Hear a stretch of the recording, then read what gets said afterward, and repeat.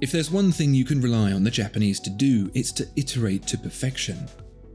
I mean, Grand Seiko has made enough watches at this point to make Rolex look like a one-man band, so it stands to reason that eventually all the best bits are going to make it into one watch.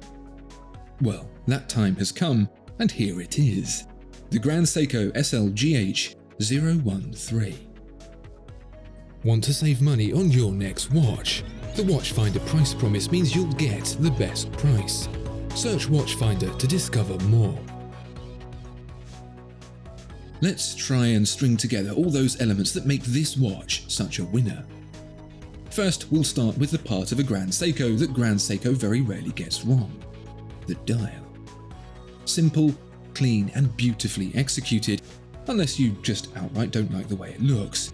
It's hard to fault. If you were to try, you might complain about the lack of luminous paint. Maybe you prefer the text at the bottom of the dial to be anywhere but where you can see it. Some people might say the balance would be better without the date. Right, with those potential nitpicks over, let's move on to what the dial gets so unbelievably correct. The original Snowflake showed us that Grand Seiko has a knack for understanding nature on a level that would impress even David Attenborough. There have been many other observations of our natural surroundings since on a Grand Seiko dial, but the Snowflake has always been the king, its icy visage seemingly impervious to competition. Some have come close, but never quite matched it. That is, until now.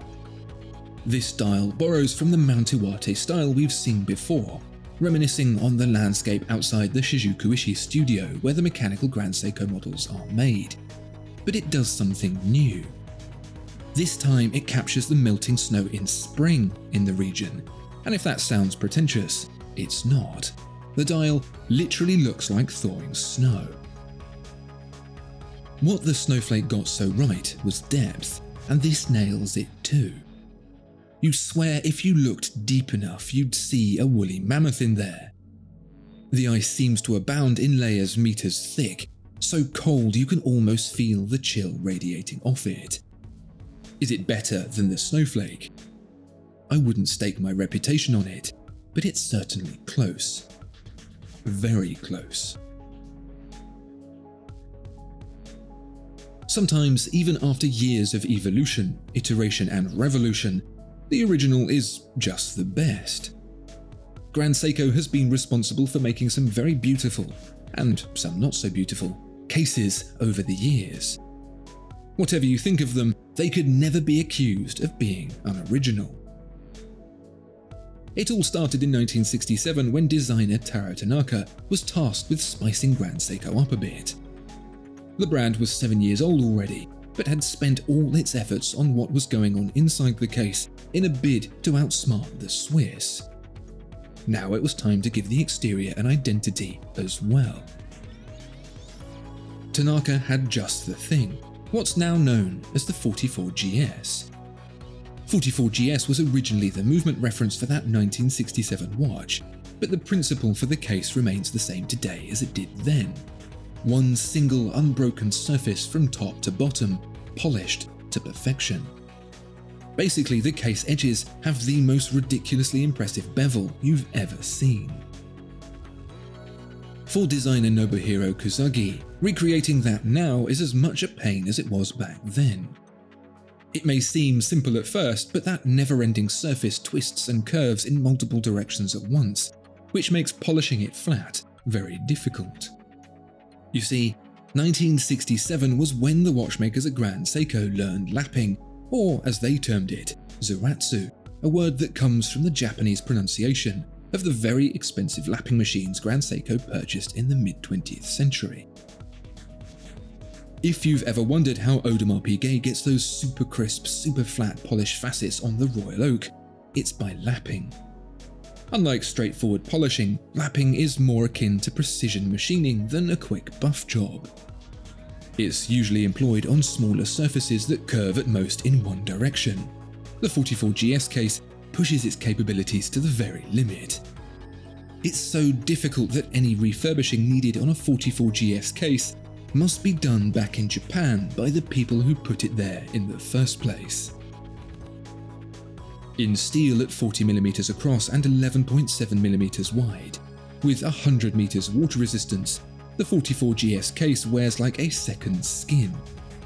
The integrated nature of the lugs, being short and bluff, means it neither feels small nor wears big, making it pretty flexible for a number of wrist sizes. The tall bezel stands proud, and together it and the case have a simplicity that feels unfussy, yet avoids being generic.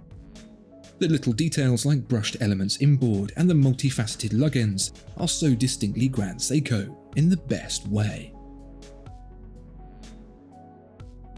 From the very beginning, Grand Seiko has always been about what's inside the watch.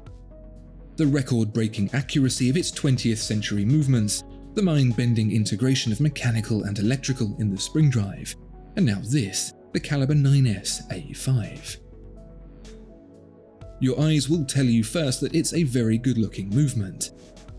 It feels like the styling borrows aspects from watchmakers that are, price-wise at least, in a class above. There's Audemars Piguet, Jaeger-LeCoultre, and even fellow non-Swiss watchmaker A. Langenzoner in there too. Big jewels, a full-width balance bridge, also styled on Mount Iwate, and lots of lovely finishing take care of the superficial side of things. But where the 9S A5 really punches above its weight is in the mechanical. It's not often something revolutionary happens in watchmaking. In fact, despite how often the word appears in various watch brand marketing blurb, it rarely happens at all. Seems kind of odd then that, on Grand Seiko's page for the 9S A5, they don't say revolutionary even once, because this movement is one of perhaps 3 major revolutions that have ever happened to a watch. The first was Thomas Mudge's 1755 lever escapement, the second George Daniel's 1976 coaxial escapement, and the third is this, the Grand Seiko 9S A5. That's because, despite being nicely compact and with a faster 36,000 beats per hour, which gives it the smooth sweeping heat-blued second hand, it pulls out a whopping 80 hours of power reserve. That's 10 more than the equivalent Rolex. Accuracy isn't reported as high as Rolex's, but I'm willing to bet in practice you can't tell the difference. Grand Seiko is known for underquoting its performance, with the +3 to -3 seconds per day it offers measured over a solid 12 days. It's all thanks to the dual impulse escapement the clever clogs at Grand Seiko have devised. It's only through high-tech microelectrical mechanical machining, which is exactly as complex and precise as it sounds, that Grand Seiko have managed to achieve the lightness and accuracy to make the dual impulse escapement work. Thomas Mudge wouldn't have stood a chance. Where a typical lever escapement pushes the balance wheel, which keeps the beat of the movement by bouncing backwards and forwards, indirectly through a lever called the pallet fork, the dual impulse escapement does it directly. Or at least in one direction, which reduces the drivetrain power loss in that direction, making it last 10 hours longer.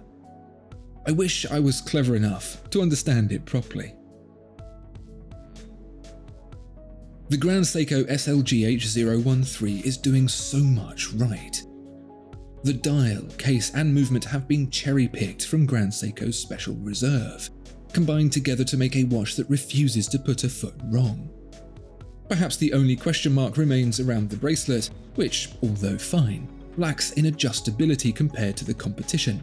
However, and Grand Seiko will hate me for saying this, I think the 44GS belongs on a leather strap anyway.